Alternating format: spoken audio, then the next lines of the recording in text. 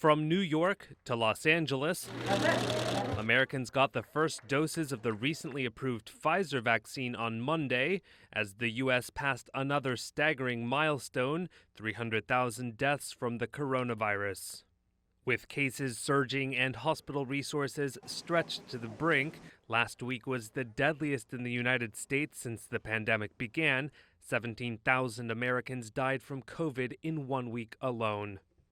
Martha Navarro, an ICU nurse in Los Angeles, in an interview with Reuters, held back tears as she described the intense toll the crisis is taking on healthcare workers. Hay veces que lloro en el carro. I cry. There are times when I cry in the car. Disculpe. I'm sorry. Having to see my family, explaining to them why maybe I'm not emotionally ready or prepared to be sharing a dinner with them, or why I'm not there with them because I have to stay here long hours.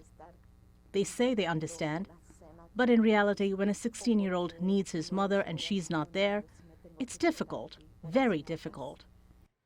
The vaccine is safe. ICU nurse Sandra Lindsay became one of the first Americans to receive a vaccine dose on Monday in New York City. And in Washington, D.C., Health and Human Services Secretary Alex Azar was on hand for the inoculations of some of the first frontline workers at the George Washington University Hospital.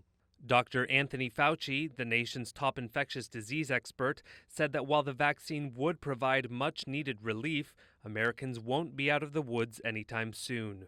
I don't believe we're going to be able to throw the masks away and forget about physical separation and congregate settings for a while, probably likely until we get into the late fall and early next winter.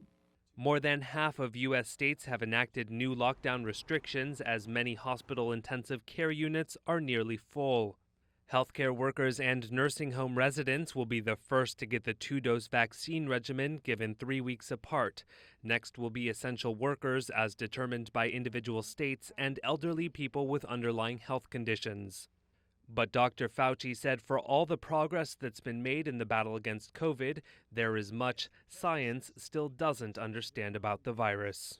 There's something very strange about a virus that in most people does barely bothers them, and in others it kills them. We still don't understand why that's the case right now. We need to find that out.